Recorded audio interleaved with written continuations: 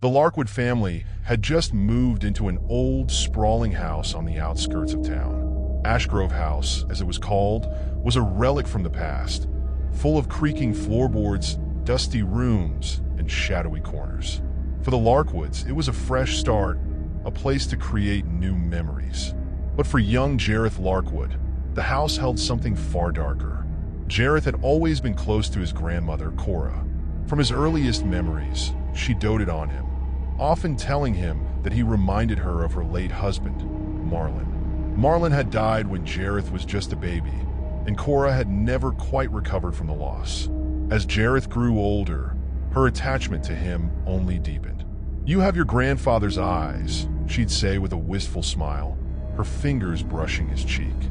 Cora had lived with the family ever since Marlin's death. For years, she was a comforting presence in Jareth's life, and he loved her deeply in return. But as time passed, Cora began to change. Her once warm demeanor turned cold, distant. At times, she would stare at Jareth for long stretches, her eyes vacant and far away, as if seeing someone else entirely. When the family moved into Ashgrove House, the strange occurrences began almost immediately. One evening, Jareth's father, Roland, was walking down the hallway when he felt an icy breeze wash over him. He turned, thinking a window had been left open, but there was nothing, just the eerie silence of the house. His wife, Marin, began hearing whispers late at night, faint and unintelligible, coming from the walls.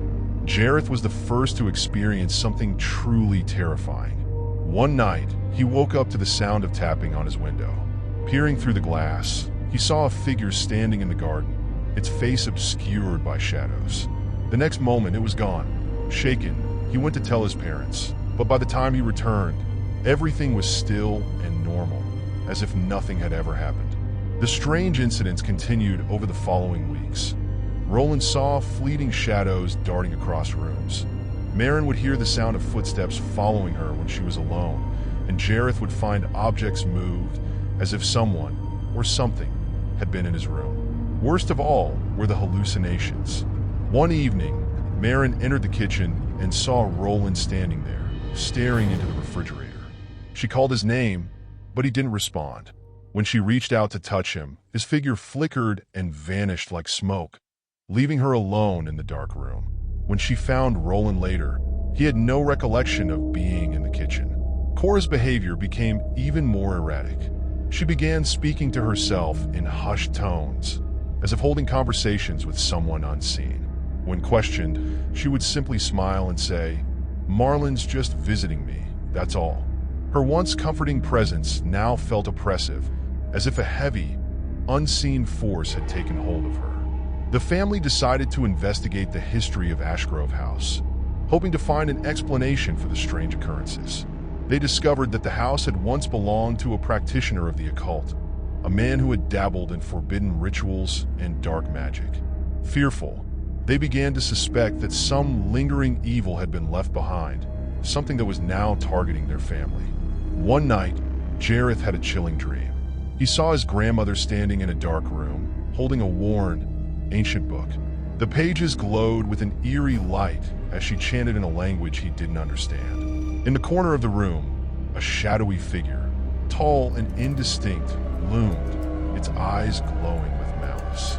Cora's voice grew louder, and Jareth suddenly realized with horror that the figure resembled his grandfather, Marlin. When Jareth awoke, he found Cora standing at the foot of his bed, watching him silently.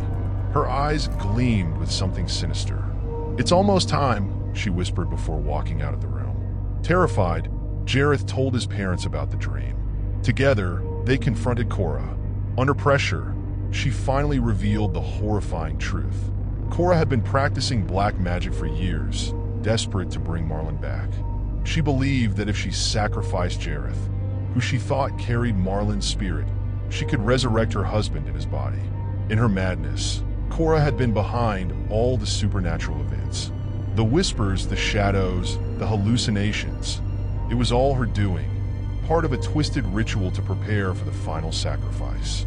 As her confession spilled out, Cora's face twisted into something unrecognizable, consumed by her obsession with reuniting with Marlin. Realizing the gravity of the situation, the Larkwoods took immediate action.